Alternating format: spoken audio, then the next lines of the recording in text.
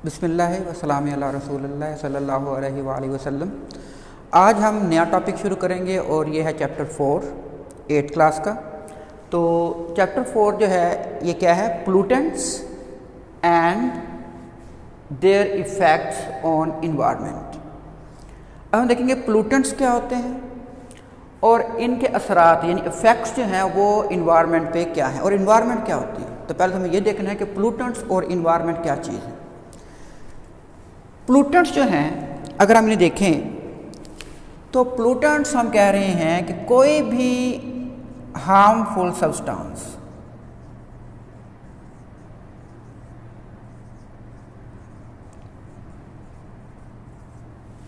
या poisonous substance जो air में, वाटर में या सॉइल में मिक्स हो रहा है वो कहलाएगा पोल्यूटेंट।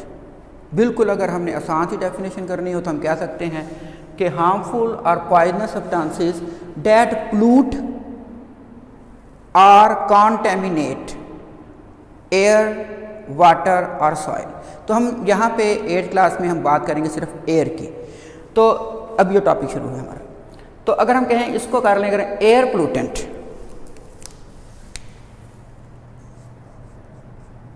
अगर हम इसे कर लें एयर पोल्यूटेंट, तो हार्मफुल सब्सटेंसेस या पॉइजनस सब्सटेंसेस जो क्या करें, पोल्यूट करें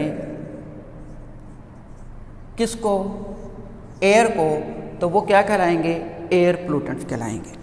और अगर मैं कहूं कि आप बताएं कि वाटर पोल्यूटेंट्स क्या होंगे, तो फिर दोबारा यही डेफिनेशन, हार्मफुल सब्सटेंसेस या पॉइजनस सब्सटेंसेस दैट पोल्यूट किसको, भला एरिया क्या लिखेंगे, सॉइल, तो ये कहलाएंगे सॉइल पोल्यूटेंट्स। और अगर मैं कहूँ कि आप बताएं वाटर के पोल्यूटेंट्स की बात करें तो फिर हम क्या कहेंगे, हार्मफुल सब्सटेंसेस या पॉइजनस सब्सटेंसेस दैट पोल्यूट, या हम उसके लिए एक और लफ्ज़ इस्तेमाल कर सकते हैं कॉन्टेमिनेट।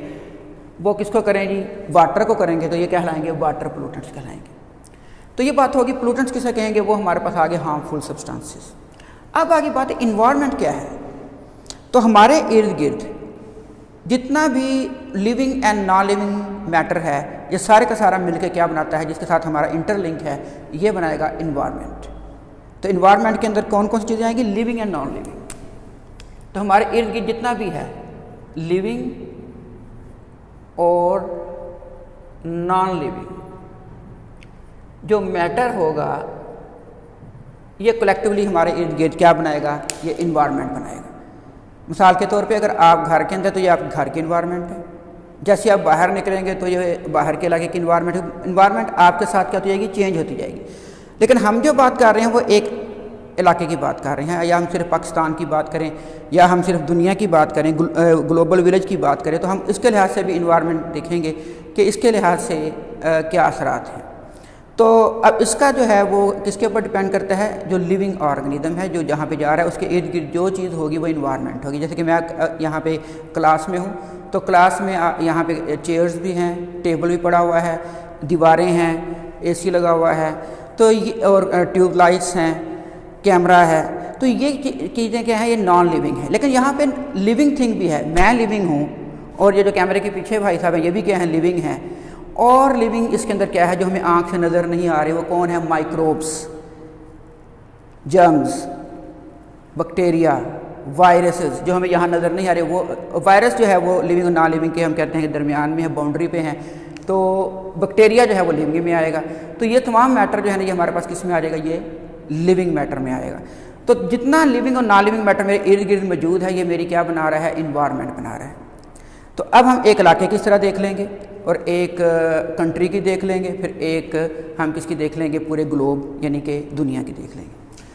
अब ये क्या है कि ये जो इन्वायरमेंट है हमारी, ये क्या हो रही है, इन्वायरमेंट कहता है कि ये क्या हो रही है, ये अब नॉट क्लीन,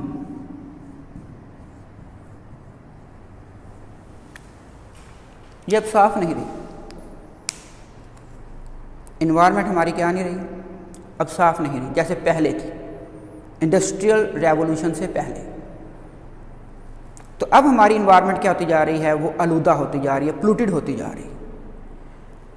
तो क्यों क्लीन नहीं हो रही, या हम कह रहे हैं कि पोल्यूटेड क्यों होती जा रही है, तो उसकी दो वजूहात हैं। एक हमारे पास है नेचुरल एक्टिविटी,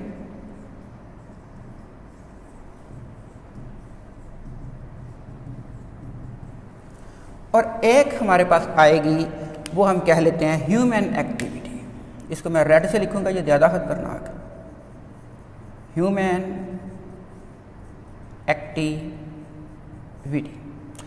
इन दो की वजह से हमारी इन्वायरमेंट क्या हो रही है, वो क्लीन नहीं रही। अब नेचुरल एक्टिविटी क्या है? नेचुरल एक्टिविटी है जो जिसमें हमारा अख्तियार नहीं है, इंसानों का अख्तियार नहीं है उसके अंदर। जैसे कि डस्ट के तूफ़ान आ जाए, स्टॉर्म, डस्ट स्टॉर्म, आंधी आ जाए, तो आंधी आने से क्या होगा कि उस इलाके के अंदर गर्द क्या हो जाएगी, ज़्यादा हो जाएगी, आपकी जो विजिबिलिटी कम हो जाएगी। तो ये भी क्या है, पोल्यूशन। दूसरा जो है वो है वॉल्केनिक इरप्शन। वॉल्केनिक आतिशबाज़ को कहते हैं, इरप्शन फटने को कहते हैं। जब आतिशबाज़ फटेगा तो उसके अंदर से क्या निकलेगा, उसके अंदर से मुख्तलिफ किस्म का धुआं निकलेगा, उसके अंदर से सूट किसे कहते हैं, ब्लैक कलर की जो कार्बन होगी ना, जिसको अगर कोई चीज़ जल रही हो उसके ऊपर हाथ रखे तो हमारा हाथ भी ब्लैक हो जाता है।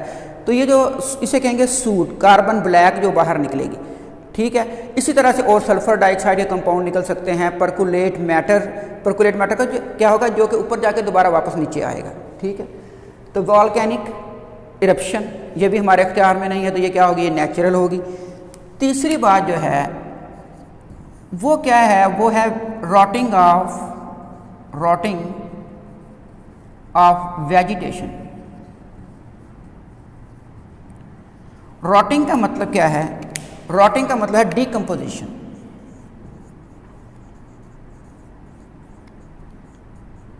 जो बैक्टीरिया करेगा, डिकम्पोजर्स करेंगे।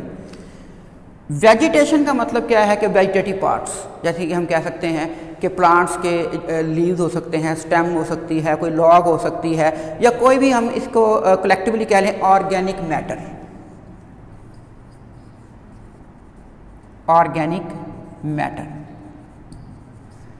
तो ऑर्गेनिक मैटर जो है ये बैक्टीरिया क्या करेगा, डिकम्पोज करेगा, तो उससे मुख्तलिफ किस्म की गैसेस क्या होंगी, बाहर निकलेंगी, ठीक है। तो वो भी क्या करेंगी, पोल्यूट करेंगी। जैसे कि गटर है, तो गटर के अंदर से बू आ रही होती है। वो बू क्यों आ रही है, क्योंकि वहाँ पे जो हम कहेंगे ऑर्गेनिक मैटर है, वो बैक्टीरिया उससे क्या कर रहा है, डिकम्पोज कर रहा है, मुख्तलिफ किस्म की गैसेस क्या कर रहा है, बाहर निकाल रहा है। तो ये क्या कर रही है, ये जो इन्वायरमेंट है उसे क्या कर रही है, पोल्यूट कर रही है। तो ये तीन सोर्सेज हमारे पास जो है ना, ये किसके हैं, नेचुरल एक्टिविटी के हैं। अब आ जाते हैं ह्यूमन एक्टिविटी। अब जितना भी तकरीबन 80% के करीब जो पोल्यूशन हो रही है वो किसकी वजह से हो रही है, वो ह्यूमन एक्टिविटी की वजह से हो रही है। और ये कब से हो रही है, जब इंडस्ट्रियल रेवोल्यूशन आई है। तो इंडस्ट्रियल रेवोल्यूशन कब आई है, जब हमने क्या इस्तेमाल करना शुरू किया, फॉसिल फ्यूल।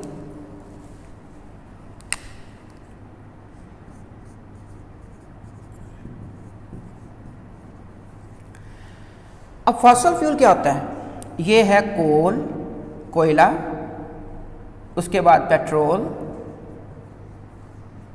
और गैस। इनको हम क्या कहते हैं, फॉसिल फ्यूल। फॉसिल फ्यूल क्यों कहा जाता है, क्योंकि जो कोल है ये हज़ारों, लाखों, बल्कि करोड़ों साल पहले जो ट्रीज़ थे ये क्या हो गए थे, बरीड हो गए थे अंडर द क्रस्ट, ठीक है। और हाई टेम्परेचर और प्रेशर और बैक्टीरियल डिकम्पोजिशन की वजह से वो दरख्त, वो ट्रीज़ किस में कन्वर्ट हो गए, कोल में कन्वर्ट हो गए।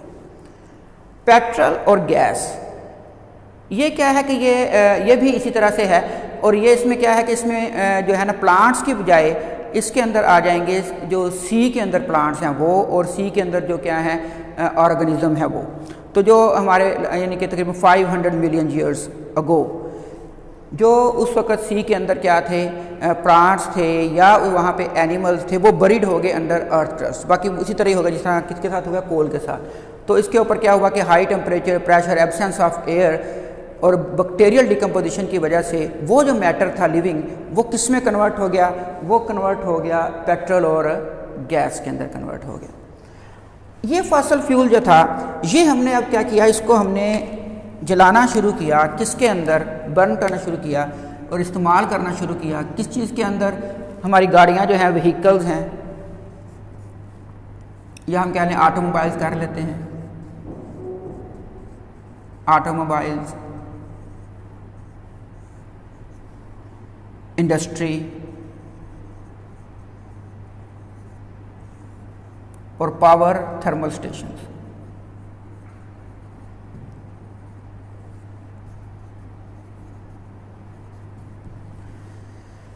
अब यहाँ पे हमने क्या किया है कि इनको हमने क्या कर दिया कि यहाँ पे हम फॉसल फ्यूल इस्तेमाल करना शुरू कर दिया। जैसे कि पाकिस्तान के पावर थर्मल स्टेशन में हम क्या इस्तेमाल कर रहे हैं, कोल इस्तेमाल कर रहे हैं। तो अब कोयला जलाएंगे तो उससे क्या होगा, उससे तो धुआं होगा, वो धुआं बाहर निकलेगा। तो पावर थर्मल स्टेशन में क्या करते हैं कि पहले हम स्टीम बनाते हैं वाटर से। जो वाटर की जो स्टीम होती है वो टरबाइन को क्या करती है, वो रन करती है। तो आप लोगों ने प्रेशर कुकर देखा होगा ना, तो उसके ऊपर से जब वो उतारते हैं वेट, तो कितनी तेज़ी के साथ स्टीम बाहर निकलती है। उसी तरह इसके अंदर होगा पावर थर्मल स्टेशन के अंदर कि यहाँ पे पहले हम वाटर को स्टीम में कन्वर्ट करेंगे। स्टीम के आगे जहाँ नोजल्स होंगे उसके आगे लगा होगा फ़ैन, तो ये उस फैन को क्या करेंगे, घुमा देंगे। जब फैन घूमेगा था जनरेटर घूमेगा, जनरेटर घूमेगा तो बिजली पैदा हो जाएगी। तो लेकिन कोल के जलने से क्या होगा, उससे मुख्तलिफ किस्म की गैसेस क्या होंगी, बाहर निकलेंगी, जो कि पोल्यूशन फैलाएंगी। इंडस्ट्री के अंदर मुख्तलिफ किस्म की इंडस्ट्री के अंदर हम पेट्रोल भी इस्तेमाल कर रहे हैं, गैस भी इस्तेमाल कर रहे हैं, तो उससे भी क्या होगी, पोल्यूशन पैदा होगी। ऑटोमोबाइल के एग्जॉस्ट से, सिलेंसर से कहते हैं, उससे जो गैसेस बाहर निकल रही हैं ये भी क्या पैदा कर रही हैं, ये पोल्यूशन पैदा कर रही हैं। अब क्या है कि ये तमाम चीज़ें जो हैं ये किसको कर रही हैं, पोल्यूट वो कर रही हैं एयर को। तो ये किसका सबब बन रहे हैं, ये एयर पोल्यूशन का सबब बन रहे हैं। अब हमारे पास आ जाएगा कि कौन कौन से कंपाउंड्स हैं जो एयर पोल्यूटेंट हैं। एयर पोल्यूटेंट्स,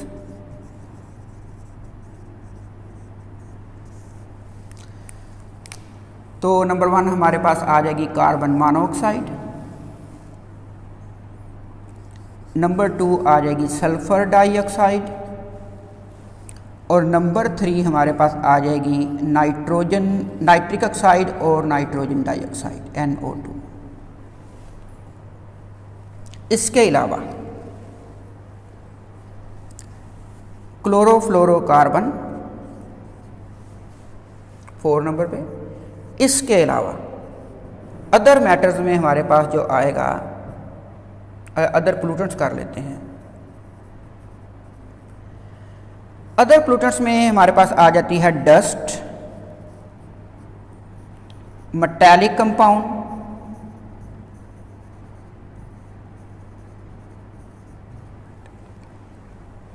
जिसमें किसके होंगे, लेड के।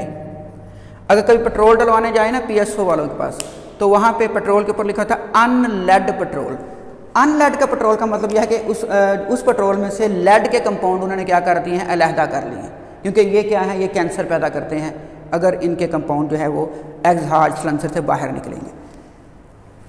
परकुलेट मैटर,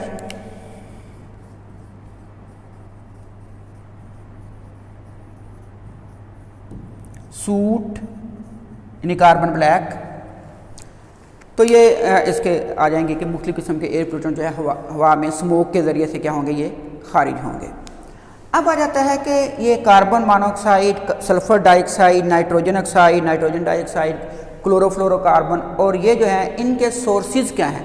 तो सोर्सेज यही 2 हैं, एक ह्यूमन एक्टिविटी और एक क्या है, नेचुरल एक्टिविटी। नेचुरल एक्टिविटी में क्या आएगा, डस्ट स्टॉर्म, आंधियाँ, वॉल्केनिक इरप्शन और रॉटिंग ऑफ वेजिटेशन। और ह्यूमन एक्टिविटी में क्या आएगा कि हम फॉसल फ्यूल को जलाएंगे, जिसके अंदर ऑटोमोबाइल इंडस्ट्री और पावर थर्मल स्टेशन के अंदर। कार्बन मोनोऑक्साइड, अगर हम इसका देखना चाहें सोर्स,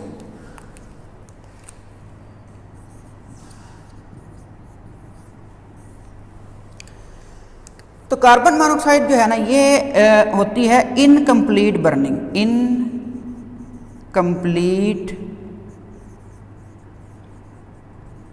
बर्निंग ऑफ किसकी, फॉसल फ्यूल की। कि फॉसल फ्यूल की इनकम्प्लीट बर्निंग होगी तो कार्बन मोनोऑक्साइड बनती है, अगर कंप्लीट बर्निंग होगी तो कार्बन डाइऑक्साइड बनेगी, जो ज़्यादा पॉइजनस नहीं है। तो इनकम्प्लीट बर्निंग की वजह से क्या होगा, फॉसल फ्यूल के इनकम्प्लीट बर्निंग से कार्बन मोनोऑक्साइड पैदा होगी, और वो किसके अंदर हो सकती है, ऑटोमोबाइल के अंदर, इंडस्ट्री के अंदर और पावर थर्मल स्टेशंस के अंदर। दूसरा हमारे पास है सल्फर डाइऑक्साइड।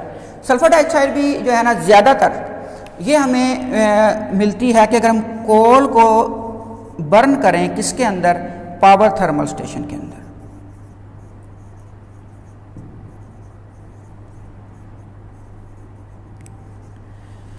तो अब कोयले के अंदर क्या है, सल्फर मौजूद है। जब वो ऑक्सीजन से मिलेगा, सल्फर ऑक्सीजन से मिलेगी तो क्या बनाएगी, सल्फर डाइऑक्साइड गैस बनाएगी। तो इस तरह पावर थर्मल स्टेशन के जो प्लांट होगा उसमें से जो स्मोक ऊपर की तरफ जा रहा है उसके अंदर सबसे ज़्यादा क्या होगी, सल्फर डाइऑक्साइड की मिकदार होगी। दूसरा ये है कि अगर ये गाड़ी के अंदर है, यानी कि पेट्रोल के अंदर सल्फर मौजूद है, तो फिर क्या होगा कि जो आप गाड़ी चला रहे हैं उस गाड़ी के एग्जॉस्ट से भी क्या होगा, सल्फर डाइऑक्साइड की बाहर निकलेगी। अगर कोई इंडस्ट्री पेट्रोल या गैस इस्तेमाल कर रही है और उसके अंदर सल्फर के कंपाउंड हैं तो वह सल्फर ऑक्सीजन से मिलकर सल्फर डाइऑक्साइड बनाएगी, जिसकी वजह से सल्फर डाइऑक्साइड की मिकदार फ़िज़ा के अंदर क्या होती जाएगी, बढ़ती जाएगी। और ये जो है ना एस्थमेटिक पीपल जो हैं, यानी कि जो दमे के मरीज़ हैं, उनके लिए क्या है, ये नुकसानदेह है। दूसरा हमारे पास आ गया नाइट्रिक ऑक्साइड और नाइट्रोजन डाइऑक्साइड। ये जो है ना, ये कहता है कि यहाँ पे एक लफ्ज़ हम लिखेंगे हाई टेम्परेचर। अब ऑटोमोबाइल के अंदर जहाँ टेम्परेचर हाई है, इंडस्ट्रीज के अंदर जहाँ टेम्परेचर हाई है, पावर थर्मल स्टेशन के अंदर जहाँ टेम्परेचर बहुत ज़्यादा हाई है, वहाँ पे क्या होगा कि नाइट्रोजन और ऑक्सीजन, एयर की नाइट्रोजन ऑक्सीजन ये आपस में क्या होगी, मिक्स होकर क्या बना देगी, नाइट्रोजन ऑक्साइड। और ये दोबारा जो है ऑक्सीजन से रिएक्ट करेगी और ये क्या बना देगी, ये बना देगी नाइट्रोजन डाइऑक्साइड। तो हाई टेम्परेचर अगली क्लास में आपने पढ़ना है, ये 9th के अंदर 10th के अंदर भी है कि नेचुरल सोर्स इसका जो है ना वो है लाइटनिंग। किसका भला, नाइट्रोजन ऑक्साइड, नाइट्रोजन डाइऑक्साइड का।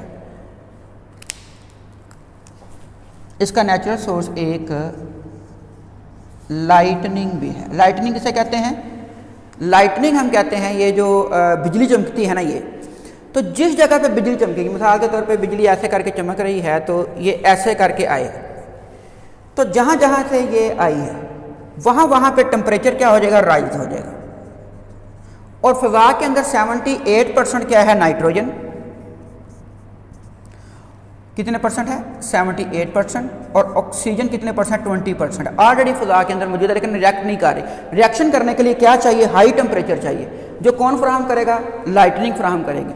तो इससे क्या होगा कि नाइट्रोजन और ऑक्सीजन आपस में मिल जाएंगे, नाइट्रिक ऑक्साइड बनाएंगे, और नाइट्रिक ऑक्साइड दोबारा ऑक्सीजन से मिलकर क्या बनाएगा, ये बना देगा नाइट्रोजन डाइऑक्साइड।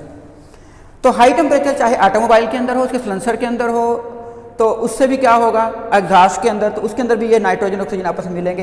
इंडस्ट्री के अंदर जहाँ पे हाई टेम्परेचर है, बहुत ही ज़्यादा, जहाँ इतना टेम्परेचर है कि वो नाइट्रोजन और ऑक्सीजन को क्या करे, आपस में रिएक्ट करवा दे।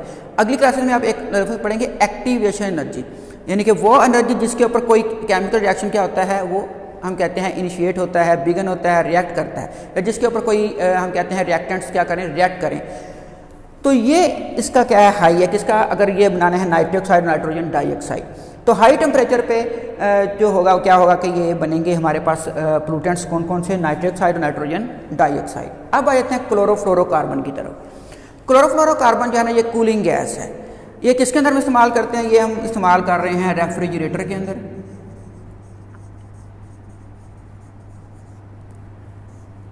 एसी के अंदर, और एरोसोल स्प्रे। एरोसोल स्प्रे क्या होता है, आजकल ये आपने खेली है, ये क्या कहते हैं उसे, सर्फ, क्या नाम है उसका, ये एक गेम है, सर्फ आता है एंड पे।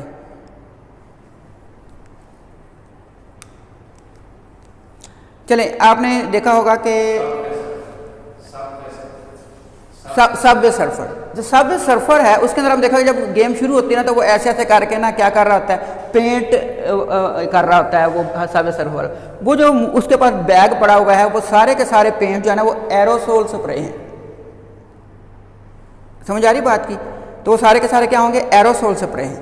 एरोसोल स्प्रे के अंदर प्रेशर बनाने के लिए हमने क्या इस्तेमाल करना है, क्लोरोफ्लोरोकार्बन इस्तेमाल किया। क्लोरोफ्लोरोकार्बन का फार्मूला क्या है, ये है CFCl3। CFCl3, तो इसके अंदर क्या क्या है, कार्बन, C का मतलब क्या है, ये कार्बन है, F का मतलब क्या है कि ये क्या है फ्लोरीन, और Cl क्या है क्लोरीन है। तो इसके अंदर 3 एलिमेंट्स हैं क्लोरोफ्लोरोकार्बन के अंदर, कार्बन, फ्लोरीन और क्लोरीन। तो ये जो है ये क्या करती है कि ये निकलेगी किसकी वजह से, रेफ्रिजरेटर की गैसेस के लीकेज की वजह से, AC की लीकेज की वजह से गैसेस के, और एरोसोल स्प्रे के अंदर। तो ये जो है गैसेस जो ऊपर जाएंगी तो ओजोन को तो क्या करती हैं, ये तबाह करती हैं, उसको डिप्लीट करती हैं, जिसको से हमारे पास क्या आ जाती है, अल्ट्रावायलेट रेडिएशन की मिकदार क्या होती है, ज़्यादा हो जाती है। तो इसलिए हम कहते हैं ये भी क्या है, ये एयर पोल्यूटेंट है। इसके अलावा हमारे पास क्या आ जाएगा, डस्ट। तो आप गाड़ी चला रहे हो तो यकदम डस्ट बाहर ऊपर उठे तो ये भी पोल्यूशन है, डस्ट पोल्यूशन।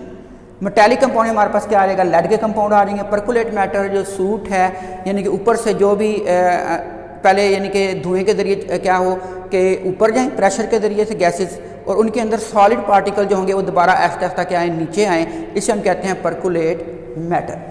तो ये जो था ना आज का लेक्चर था।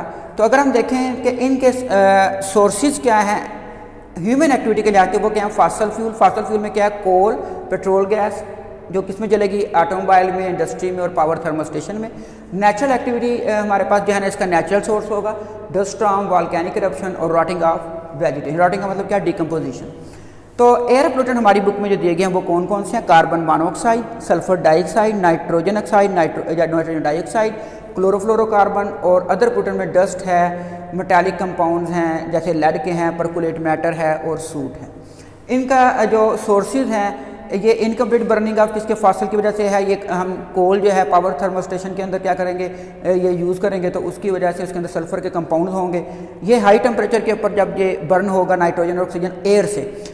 और क्लोरोफ्लोरोकार्बन किसके अंदर पाई जाती है, रेफ्रिजरेटर, AC और एरोसोल स्प्रे में आया, कूलिंग गैस के तौर पर पाई जाती है। तो ये लीकेज की वजह से ऊपर जाएगी, जो कि क्या करेगी, ओजोन डिप्लीट करती है। तो इसलिए हम कहते हैं ये भी क्या है, एक एयर पोल्यूटेंट है। इसके अलावा ये हमारे पास आ गए। तो ये हमारा क्या था, आज का लेक्चर था। तो आपने ये बुक से भी पढ़ना है, ठीक है। और इसके बारे में आपको अगर कोई सवाल करना है तो अपने रेलिवेंट टीचर से क्या करें, इसका सवाल करें या मुझसे पूछ लें।